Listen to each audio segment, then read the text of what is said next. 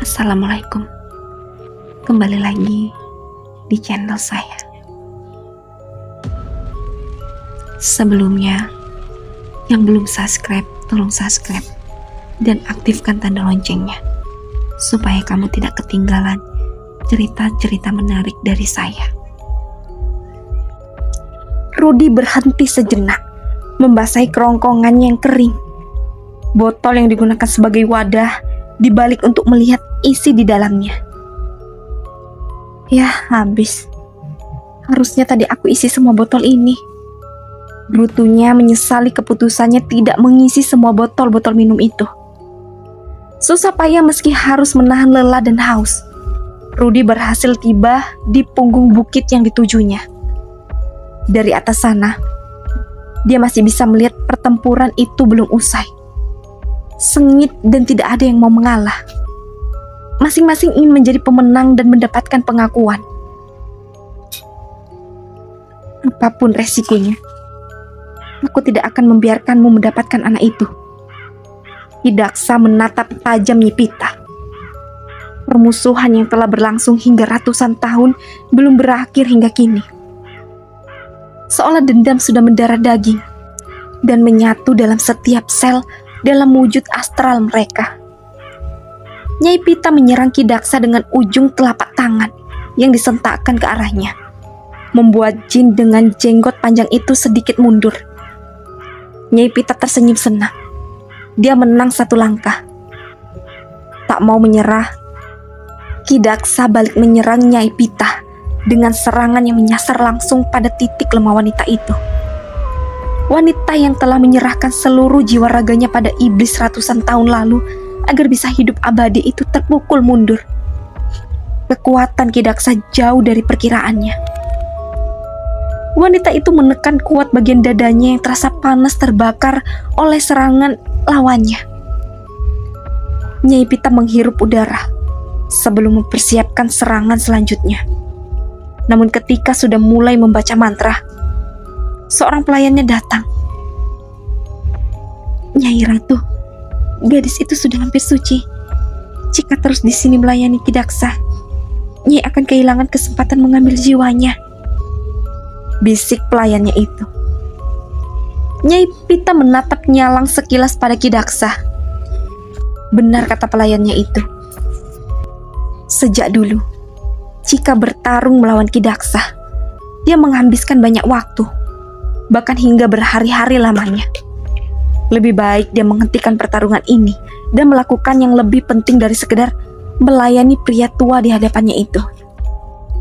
Lalu tanpa mengucapkan sepatah kata pun, dia menghilang begitu saja. Diikuti pelayannya kembali ke istana bawa airnya. Kemana dia? Tatapan mata Ki Daksa menyisir area di sekitarnya. Manusia ingkar selamanya akan tersesat. Setelah memastikan Rudy aman, Ki Daksa kembali ke tempatnya bertapa guna mengumpulkan kembali energinya yang sempat terkuras banyak saat menghadapi Nyai Pita. Dalam waktu hanya sekian detik, Nyai Pita yang terluka telah tiba di istana megahnya. Sambil memegangi dadanya yang sakit dan berjalan dibantu oleh pelayannya, Nyai Pita mendekati tubuh Lili yang sedang tertidur pulas di pembaringan. Nyai, lebih cepat melakukan ritual akan lebih baik. Dari aromanya, haidnya sudah hampir selesai. Dan setelah suci, jiwanya sudah tidak lagi bisa digunakan untuk menambah kekuatan Nyai, ujar sang pelayan menjelaskan. Siapkan perlengkapannya. Tita wanita tua itu kemudian. Suaranya terdengar bergetar, layaknya wanita tua pada umumnya. Saat ini kekuatan Nyai Pita sedang berada di titik rendah akibat serangan terakhir dari Ki Daksa. Dia tidak bisa berubah menjadi wanita cantik tanpa mendapatkan jiwa seorang wanita yang sedang haid. Tanpa menunggu lama, perlengkapan yang dibutuhkan sudah tersedia sempurna. Sebagai seseorang yang mulanya berasal dari manusia, tentu tetap harus melakukan ritual agar bisa mendapatkan kekuatan baru dengan tingkatan yang lebih tinggi. Semakin lama tidak melakukan ritual, kekuatannya pun akan semakin melemah. Nyai Pita sedang dalam wujud aslinya saat memulai ritual pengambilan jiwa Lili. Sebelumnya gadis itu sudah didandani sebegitu cantiknya dengan pakaian yang indah. Matanya terpejam lantaran terlalu kenyang saat makan tadi. Sementara dalam perutnya, belatung dan kalajengking itu mulai memakan sedikit demi sedikit organ pencernaannya. Dengan mantra yang sudah dipelajarinya sejak masih muda, wanita itu berupaya mengambil jiwa Lili.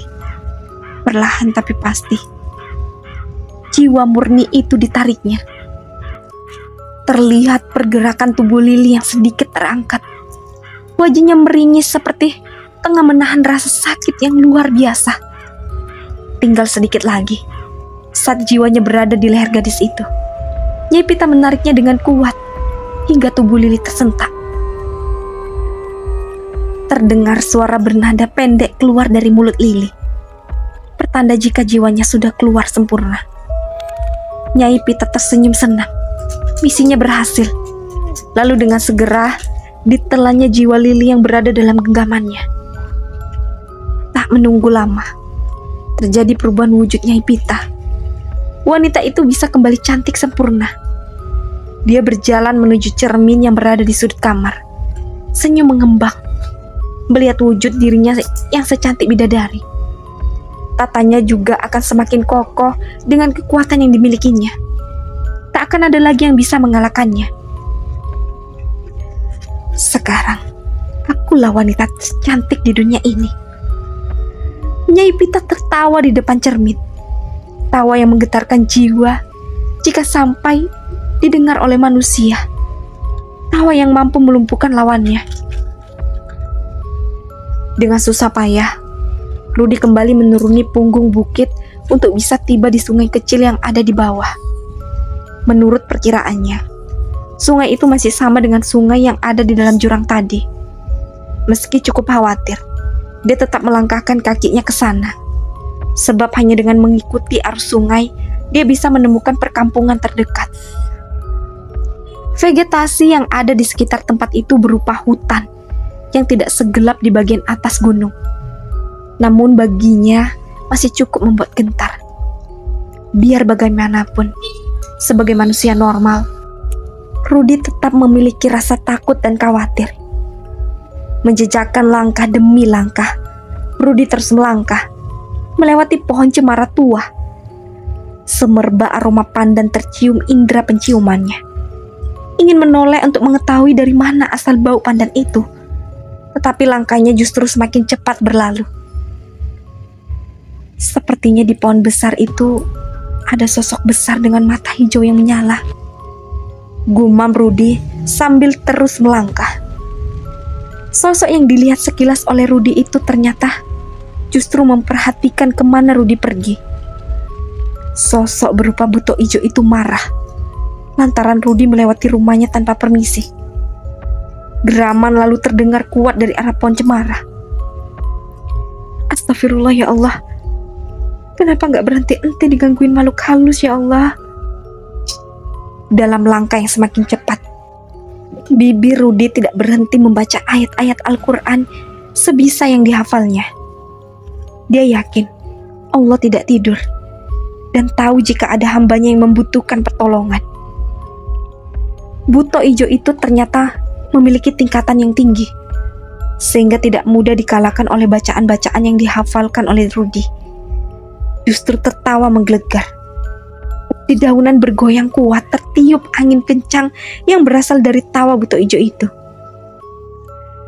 Ya Allah, tolong aku. Setan itu gak mau pergi. Terbirit-birit, Rudi berlari dan terus berlari, hingga tanpa sadar kakinya tersandung akar pohon yang menyembul ke atas tanah. Pemuda itu tersungkur. Topi yang menutupi kepalanya terlempar jauh darinya dan tersangkut di sebuah ranting kering di sebatang pohon yang cukup tinggi. Buto ijo itu melangkah semakin dekat dengannya. Dentuman kuat terdengar dari setiap hentakan kakinya yang besar. Rudi hanya bisa pasrah ketika kuku tajam buto ijo hendak mencakar tubuhnya yang kurus. Rudi Rudi menggulingkan tubuhnya ke sisi kanan, dengan cepat menghindari serangan buto ijo itu. Pemuda itu bisa bangkit kembali dengan pakaian yang kotor terkena tanah saat terjatuh tadi. Kakinya yang sempat tersangkut tadi terasa sakit. Sepertinya kakiku keseleo, gumamnya lirih dengan pandangan fokus ke arah raksasa penghuni cemara tua yang sempat dilewatinya tadi. Raksasa itu mengeluarkan asap setiap kali bernafas.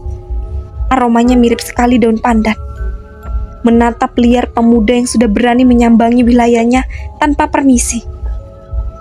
Itu artinya pemuda itu adalah tamu angkuh yang seakan menantang dirinya. Manusia kerdil, beraninya kau melewati wilayahku tanpa permisi. Akan kujadikan kau santapan malangku.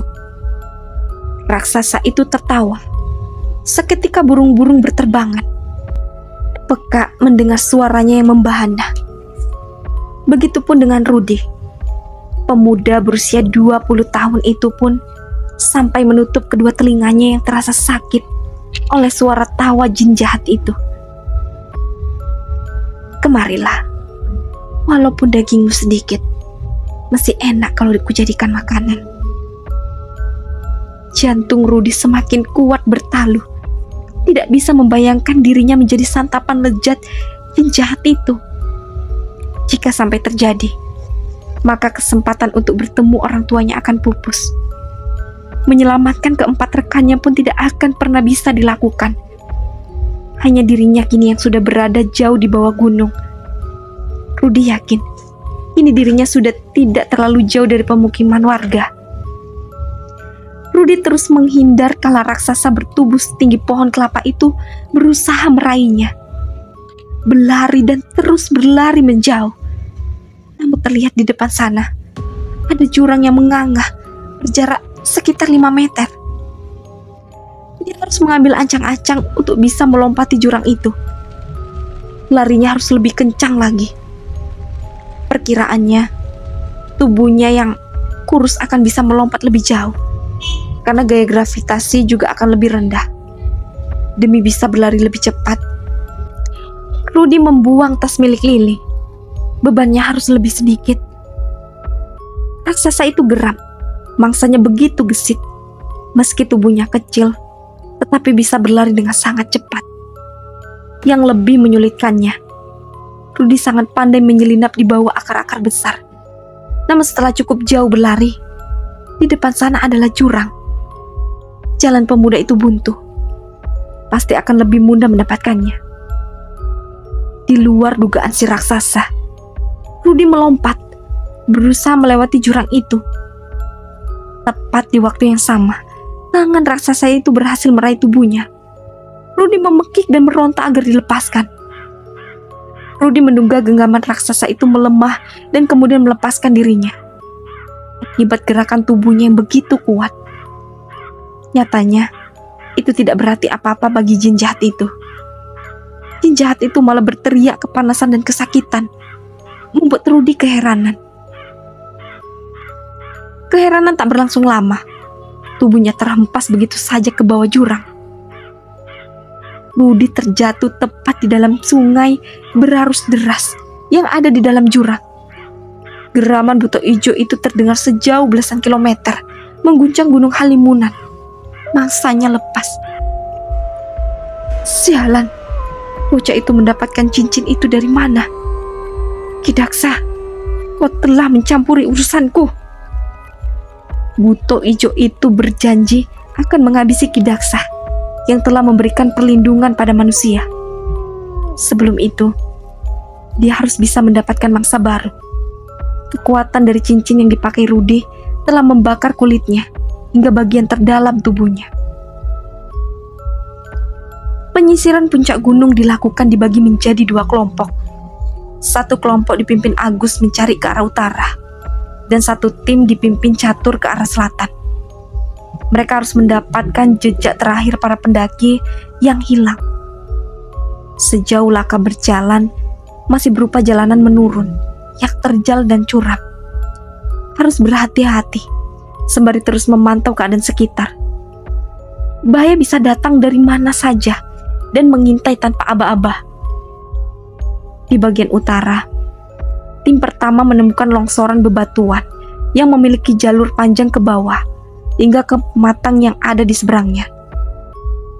Mereka bisa menduga jika mungkin saja para pendaki itu melewati tempat tersebut. Kami menemukan longsoran di sisi utara. Kemungkinan para korban ada di sekitar sini. Agus memberikan informasi pada tim kedua. Adakah petunjuk mereka ada di sana atau melewati tempat itu? Apa perlu kami ke sana? Saut Catur lewat walkie-talkie yang berada dalam genggamnya. Sepertinya belum perlu. Teruskan penyisiran di bagian selatan. Karena tidak menemukan apapun, tim kedua kembali turun ke tempat mereka berkemah semalam. Betapa terkejutnya mereka saat menemukan 2 tas carrier yang diduga milik pendaki. Lihat, ada tas pendaki. Seru Ujang yang pertama kali menemukan kedua tas itu. Jangan-jangan punya anak-anak itu. Coba dibongkar. Saut Hanan yang segera maju ke depan dengan napas terengah-engah. Kelelahan setelah berjalan sangat jauh. Mereka segera membuka kedua tas itu. Setelah mengamati tempat itu yang sepi dan tidak ada tanda-tanda keberadaan seseorang, mereka sepakat meyakini jika itu adalah tas milik 2 pendaki yang dinyatakan hilang. Dugaan itu diperkuat dengan baju yang sama dengan foto yang didapatkan dari kampus mereka kuliah. Yang ini punya cewek. Seperti ini yang namanya Vika, ujar Catur usai menyesuaikan foto Vika yang mengenakan salah satu pakaian dalam tas tersebut. Yang ini punya cowok, Kang. Ada bungkus rokok di sini. Hanan menyauti ketika menemukan pakaian laki-laki dalam tas yang dibukanya. Ada identitas? Tanya Catur. Nggak ada, Kang. Identifikasi dengan apa ini ya? Catur tampak berpikir. Dari ketiga pemuda itu, hanya Rudi yang diketahui tidak merokok. Lebih baik kita bawa saja. Nanti dibawa bisa difoto dan dikirimkan ke keluarganya. Mereka pasti mengenali ini barang punya siapa. Saran Hanan. Mereka menyusun kembali barang-barang untuk dimasukkan ke dalam tas itu. Lalu beristirahat sejenak, menunggu. Jika mungkin saja 2 orang pemilik tas sedang pergi dan kembali ke sana. Vika dan Wanda menyaksikan selama mereka membongkar tas keduanya. Beberapa kali berusaha berkomunikasi dengan para tim SAR, tapi tidak satu pun dari mereka yang menyadari keberadaan 2 orang yang dicari-cari selama ini. Pak, kenapa dari kalian gak ada yang bisa dengar kami bicara? Tolong jawab kami. Kami kelaparan. Vika berteriak-teriak, berusaha menjangkau telinga para lelaki yang duduk bersegerombolan itu. Pak, kami menemukan 2 tas di tempat kita kemah semalam.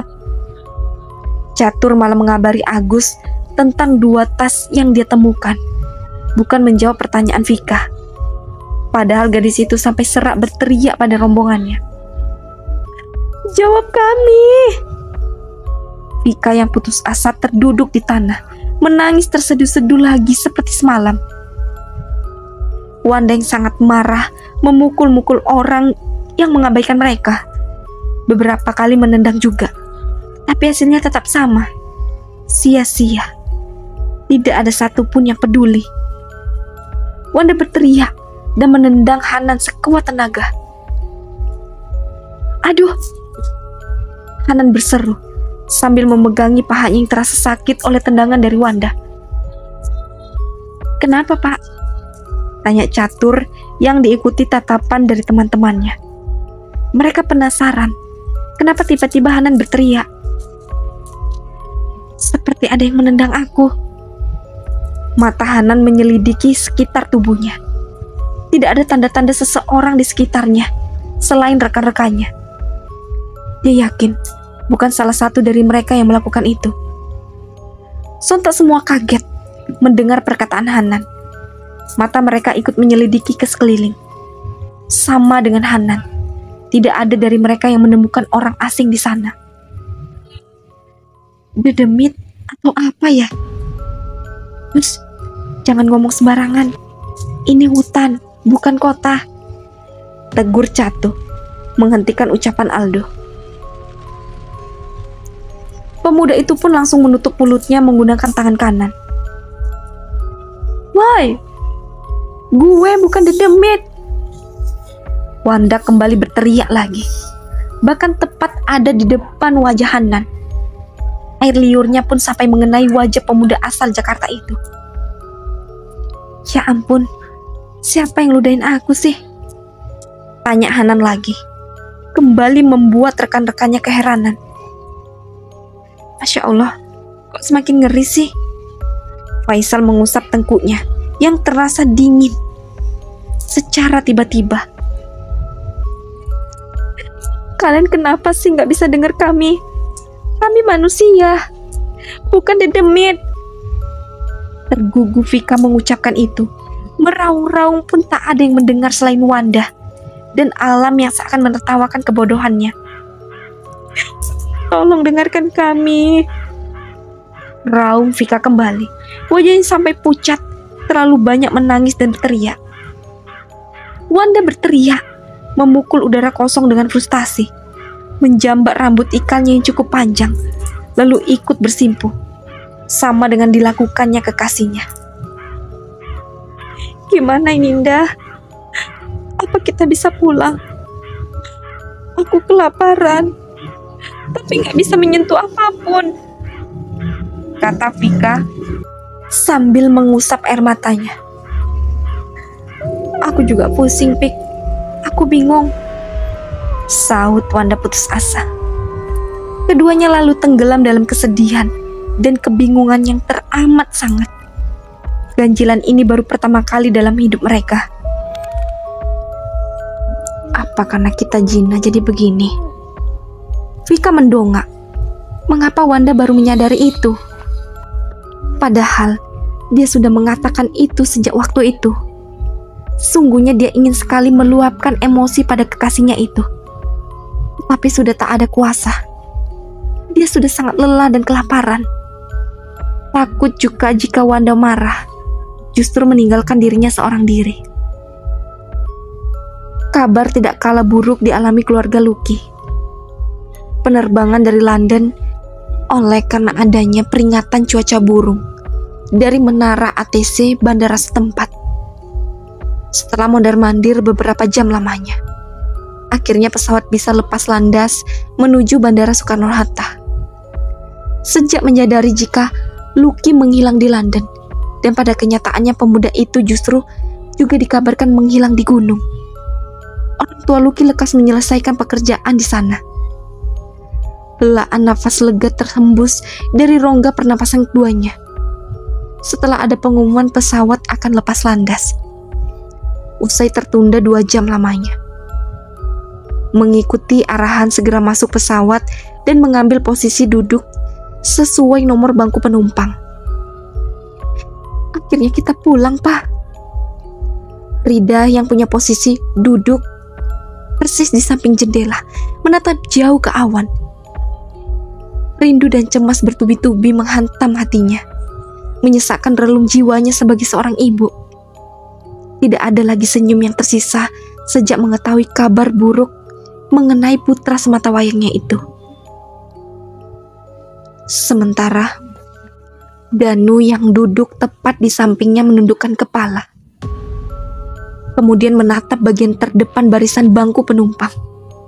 Lebih jauh pikirannya yang menerawang. Bagaimana kondisi Lucky terkini? Apakah terluka, tersesat, kelaparan, atau hal buruk lainnya? Sebab kabar baik ditemukannya para pendaki yang hilang belum juga terdengar. Di atas ketinggian 25.000 kaki, seharusnya pemandangan di permukaan bumi terlihat begitu indah, dinikmati dari dalam pesawat. Namun tidak kali ini.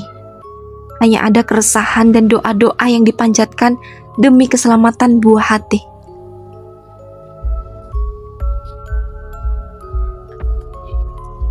Ada awan kolomonimbus di depan, Kapten, kata kopilot pada pilot bernama Takeru Santoso yang mengendalikan laju pesawat J737C. Pesawat yang ditumpangi oleh Danu dan Rida. Dengan tanggap, pilot menghubungi menara ATC untuk melaporkan keadaan di udara dan meminta izin untuk berpindah jalur dengan posisi lebih tinggi. Di titik pesawat kini sudah masuk dalam wilayah Indonesia. Sejenak radio hening. Pekerja di menara ATC menatap layar monitor dengan sesama dan penuh ketelitian, menghitung radar pesawat yang terlihat melintas di jalur yang diminta oleh sang pilot. Lalu tak lama kemudian, operator kembali menghubungi pilot pesawat. Namun sedang ada penerbangan dari Yangon International Airport menuju Bandara I Gusti Ngurah Rai Bali, sehingga tidak bisa melewati rute tersebut.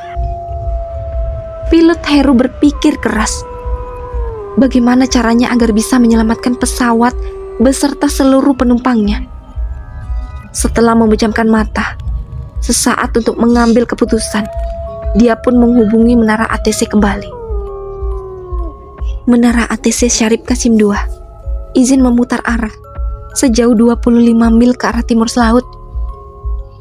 Izin diberikan. Harap kembali ke posisi semula setelah selesai berputar.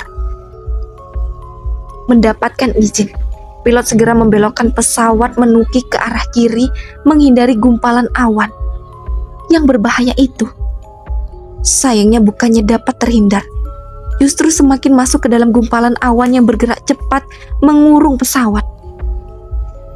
Melihat itu, pilot segera memberitahukan kopilot yang kemudian mengabarkan hal itu pada kru pesawat lainnya agar mengumumkan kondisi urgent tersebut pada penumpang yang berjumlah 237 termasuk awak kabin. Kepada para penumpang pesawat dengan nomor penerbangan J737C agar segera menggunakan sabuk pengaman sesuai dengan arahan, karena pesawat sekarang dalam kondisi akan mengalami moderatur turbulence, yakni sebuah guncangan sedang. Atas perhatiannya kami ucapkan terima kasih. Tak lama, sesuai dengan yang dikatakan pramugari tersebut, pesawat mulai mengalami guncangan sedang. Semua wajah tampak tegang. Dalam pikiran sudah dihadapkan bayangan antara hidup dan mati. Lalu ingatan kembali pada keluarga di rumah. Setiap kenangan, setiap angan, dan senyuman bergulir satu persatu memenuhi ruang yang tersisa. Wajah-wajah mulai menitikkan air mata. Takut, cemas, gelisah menjadi satu menghantui setiap insan dalam ruangan itu. Suara permintaan bantuan terdengar dari gelombang radio menara ATC terdekat. Pesawat mulai kehilangan keseimbangan dan kemampuan daya angkatnya. Mesin membeku oleh udara yang sangat dingin. Pilot Heru berusaha untuk tetap tenang, walaupun sebenarnya juga sudah cukup panik. Mencoba menyalakan mesin pesawat kembali, namun tidak berhasil. Kapten Heru memejamkan mata, berpikir untuk keluar dari bahaya ini. Dia tidak ingin menyerah begitu saja. Namun pesawat mulai oleng. Hidung pesawat menungkik tajam. Dalam waktu sepersekian detik, ujung hidung pesawat menyentuh air dan meledak dengan begitu dahsyat. Sebelum itu, terdengar pekikan dari dalam kabin pesawat. Allahu Akbar! Allahu Akbar! Badan pesawat patah. Begitupun kedua sayapnya. Kemudian hancur berkeping-keping berserakan di kedalaman Selat Karimata.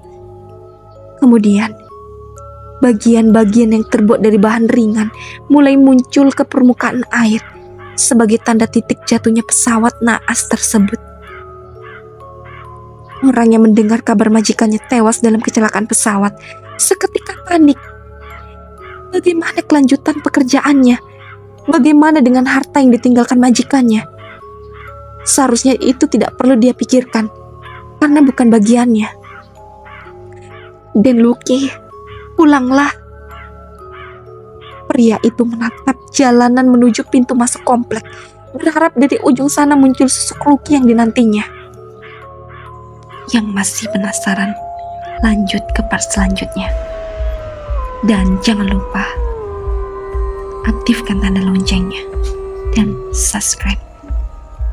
Assalamualaikum.